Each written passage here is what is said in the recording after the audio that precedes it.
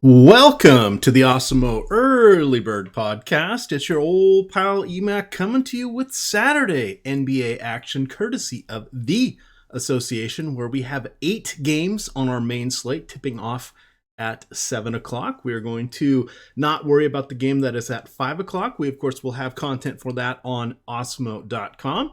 Check us out. You can get projections, player grades, ownership, anything that you need for the early NBA slate. Use promo code EARLYBIRD, all one word, at checkout and get 50% off any Awesemo 1-month package. All right, we are running a solo show here, so this one is going to be short and sweet. You can, of course, catch me as well as one Josh Engelman Saturday morning at 11 a.m. Eastern, with one Adam Ship My Money Share off in San Francisco playing at the DraftKings Live Finals. We wish him well. Let's jump right into this. We have quite a few teams on back-to-backs playing both Friday and Saturday, and then another set of teams that is playing Saturday and then again on Sunday. We'll lead that off with the New Orleans Pelicans, who are on the road in Phoenix Friday and at Denver Saturday.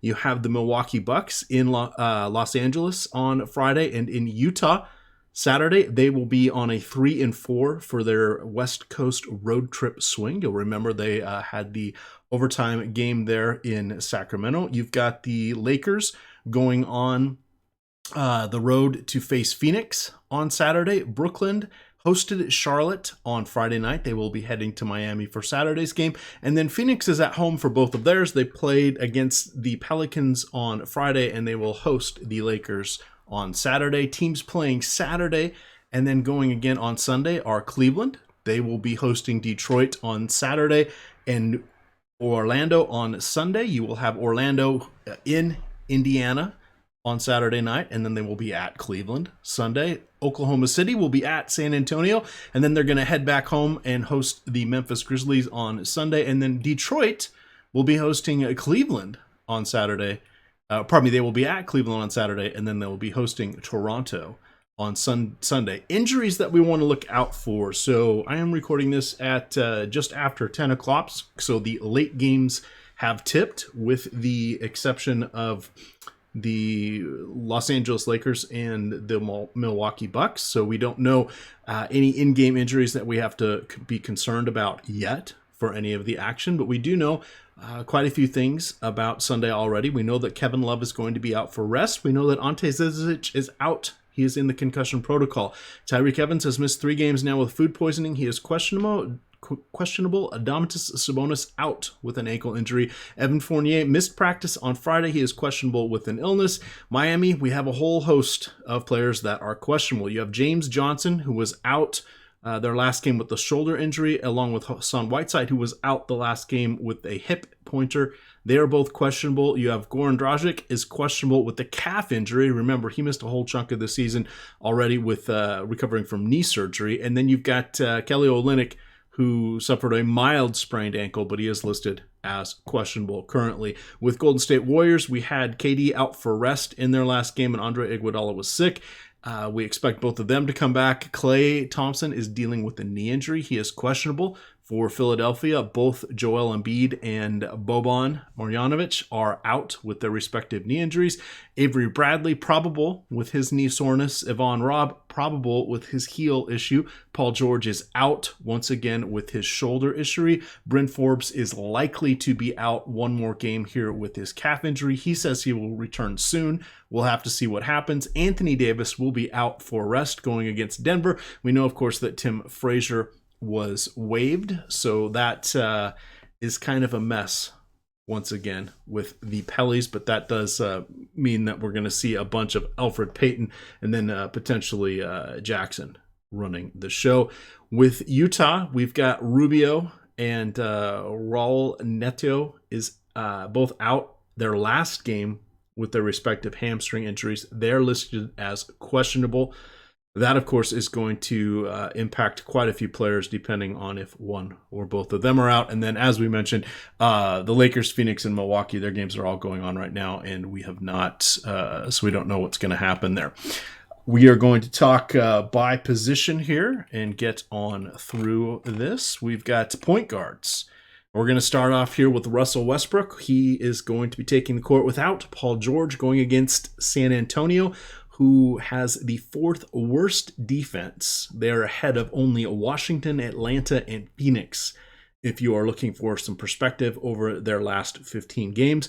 Dennis Schroeder also very much in play. He has not been particularly spectacular, but he should see 30 to 33 minutes in this fine matchup, and he is nicely priced across the board. Yes, Russell Westbrook did disappoint us in that 76ers game, but we're going to go right back to him. Luka Doncic is going against Memphis, who, by the way, has the number 2 defense over their last they have the number 2 slowest pace over their last 14 games. Only the New York Knicks are playing slower. We want to say happy birthday to Luka. He just turned 20.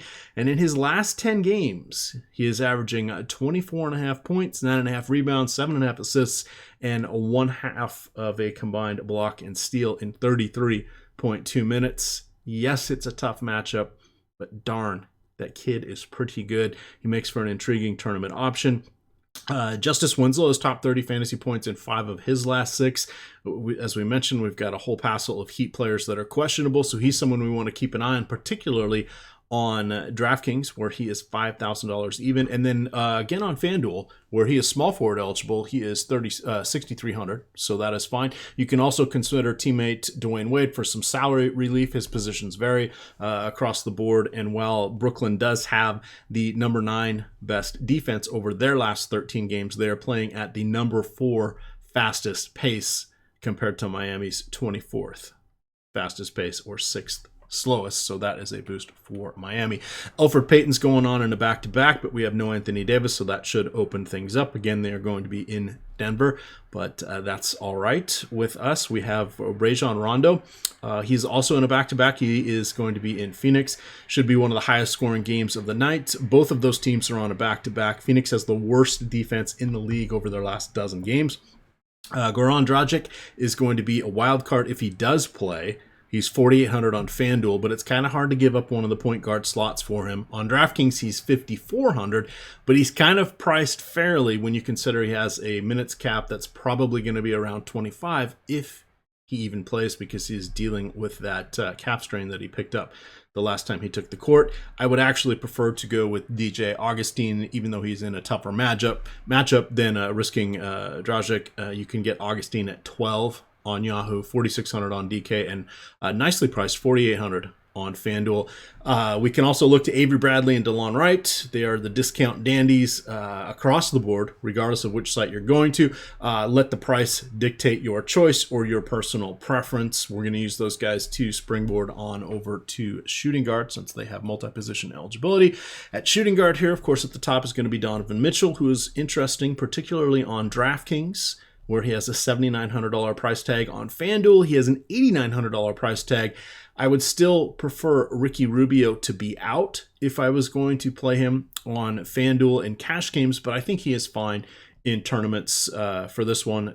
We've got, again, as I mentioned, the Bucks on their 3rd straight road game, their West Coast swing there, and it's a back-to-back for the Bucks, so that does bode well for Utah. Brandon Ingram is seeing more time facilitating, but it's going to be interesting to see if this trend continues with Rondo in the starting lineup. Of course, LeBron is there, and he's a fine facilitator himself. So a lot of that's going to depend where Ingram is staggered throughout the lineup, who gets to run solo or with the second unit between him and Rondo. That's going to be more beneficial. But again, this is a game that's going to have a phenomenal pace here against the Suns, with both teams on a back-to-back. Expect it to be a little sloppy and high scoring with them getting up and down the court. We're going to like that.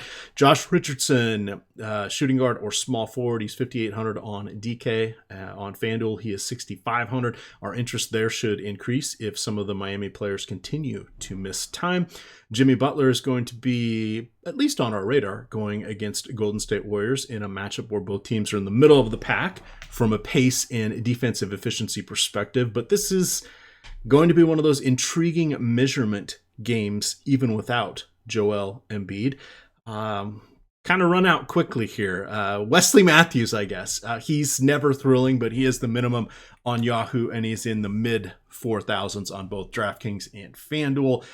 Tougher position to fill here. He's got to make his shots to make it worthwhile. But again, he is with the Pacers now, and they're going to be without Sabonis. They're already without Oladipo, so he will continue to shoot somewhere between probably 10 and 13 times a game. If he splashes his shots, we're going to be happy at his current price point. LeBron James, of course, that game is just about to tip off, but we know this is must-win time for the Lakers, so he is going to be in play anytime he takes the court. Giannis Antetokounmpo, we received information that he would not have a minutes restriction for Friday night's game, but we're going to have to wait and see what the word is for Saturday's back-to-back. Of course, he was limited in the last game. He only played 19 minutes. He did not play in the overtime. He's been dealing with the sore knee, so we'll just have to see what happens. And the Bucks ended up beating Sacramento in an overtime thriller. I think it was 141-140. Sacramento did lose Marvin Bagley III. He's going to be out for a week or two with the sprained knee, but that could have been much worse. Back to Saturday action. Kevin Durant checks in here. He got the last game off, so he should be much fresher. And there's a chance that Klay Thompson could be out, so that would open up additional shots for Durant. I would actually prefer Durant over Antetokounmpo for the savings and less of a in-game, gosh, my knee feels sore, coach, I need to rest issue. Kyle Kuzma is going to continue to be the nominal center for the Lakers. That should be rolling on with Phoenix here, because it's not going to be a problem with him going against DeAndre Ayton. Plus, the rest of Phoenix is relatively sloppy and they play crappy defense. So this is a nice spot for all of the Lakers. Thaddeus Young has top 32 fantasy points in 4 of his last 5 games. As I've mentioned multiple times already, Sabonis is out. Over on FanDuel, where steals and blocks are worth 3 points apiece, he is top 37.5 in 3 of his last 5. He is in, I think he's about 6K on DraftKings and 65 or 6,600 on FanDuel. Like him a lot on both spots there. Joe Ingles is a solid option once again if Ricky Rubio is out. Gary Harris is your FanDuel special punt at 4,400. He is small forward eligible these days over there. And then we've got Tobias Harris, who is going to be our transition player as we move across to the power forward position. We've got an outstanding matchup with him going against the Golden State Warriors, or at least it will be an outstanding one to watch. He should continue to see 35 to 37 minutes with both Joel Embiid and Boban on the shelf. That is definitely someone we want to keep an eye on, depending on your side of choice. He has small forward or power forward eligibility. Looking at the power forwards, we have Julius Randle here. Yes, he is on a back-to-back. Yes, this is at altitude in Denver, but we already have received word that Anthony Davis is not going to play in this back-to-back. For Randle, he has played in 9 back-to-backs this season. He is averaging 32 minutes per game with 24 points, 8.1 rebounds, 3.6 assists, and 1.5 combined steals and blocks. The only one of those numbers that is being surpassed by his season-long averages is the rebounds. So for the season, he's averaging 9 rebounds per game.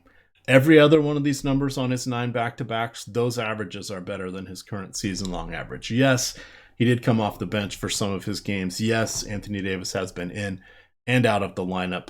But those are some pretty nice numbers, and 9 of these back-to-backs is pretty solid, especially with no Davis. So this one will be interesting. And then if you want to say, well, Denver's been tougher on defense, in the 2 games that the Pellies have played against Denver this season, Randle has averaged 26.5 minutes with 22.5 points, 9 rebounds, 4.5 assists, and 3 combined steals and blocks for 45 fantasy points. Again, those numbers all top his season-long numbers. So just throwing it out there. It's back-to-back. We're paying a relatively favorable price point, but he's someone I definitely want to get into my lineups. Jeremy Grant has really stepped up in the absence of Paul George. We know that PG-13 is going to be out again. The Thunder will definitely need him to continue his ways. They do have Markieff Morris now, and even if Morris starts, I'm not that really interested in him. Nor do I think that's going to be an issue at all for Jeremy Grant. This matchup is a nice one going against the Spurs, who have forgotten how to play defense. Derek Favors, yeah, he's slow. He's not very exciting, but he is $4,800 on DraftKings with power forward and center eligibility. For FanDuel, I would probably consider him only on the late slate at $6,900. If we need another discount dandy, then on most sites you can find Check Diallo, reasonably priced. We'll have to see what words or what the word is from the coaches about who's starting in place of Anthony Davis. Who's going to be at center? Is it going to be Jahlil Okafor? Are they going to keep Randall there? Are they, is Diallo going to move into the starting lineup? Is Kenrich Williams going to stay in the starting lineup? What's going to happen? Kenrich Williams is also in play without Anthony Davis. Not necessarily a jam him in, but he should see at least 30 minutes, which is nice. That brings us to the Miami duo of Bam Adebayo and Kelly Olynyk. Olynyk was great in the last one. Adebayo disappointed us somewhat, but both are fine options against Brooklyn if either Whiteside or James Johnson is out. And if both of them are out, then absolutely you can play Adebayo and Olynyk together. Keep in mind, Olynyk is dealing with a mild sprained ankle, so watch out for that one. Let's see, our transition guy here is going to be Jay Crowder. He's $13 on Yahoo. He is $4,200 on DraftKings, and he is $5,000 even on FanDuel. Solid matchup because there'll be plenty of people for him to guard, plenty of fellow wings for him to guard against the Bucks. That brings us over here to our center position. We have Nikola Jokic, which he doesn't need any analysis. He's clearly the top center option on this slate. We are paying full price. Yes, he did disappoint us in the last game against Utah, but he got his fifth foul partway through the third quarter, so that kind of curtailed his evening. Nikola Vucevic has topped 50 fantasy points in 4 of his last 6, but he is appropriately priced. Has sort of a middle-of-the-road matchup there against the Indiana Pacers. Jahlil Okafor is going to be interesting as a punt or a discount dandy if he draws the start, but that's not guaranteed. That is going to bring us to an intriguing Rudy Gobert, who will be tasked with protecting the rim against drives from Giannis and Bledsoe and Middleton. We'll have to see if he floats out or worries at all about moving away from the hoop to harass Brook Lopez, but I don't really think he's going to do much of that. I think he'll stay around the paint just because they have so many other people that can drive and cut. And then on the other side, we got to admit the Bucks really don't have anyone that can slow him down in the paint. Word is that Pau Gasol reached a buyout agreement with the San Antonio Spurs, so he is going to likely sign with Milwaukee. I doubt that is all handled before this game. Just remember, Pau Gasol is 38 years old, and he has not been playing for a reason because he is not as good as he once was. Last couple guys we want to talk about, DeAndre Ayton. I think he's a solid option. Back-to-back for him. He has slowed down a bit since missing a couple games with injury, so perhaps this could be the rookie wall part 2, but he is reasonably priced, and we know the Lakers are going to be trying to outscore the Suns, so that should be a nice up and down game for both these teams. We know that the Suns are 1 game ahead of the New York Knickerbockers for the worst record in the NBA, which also translates into the most lottery ping pong balls. So again, this was a nice one here for both sides.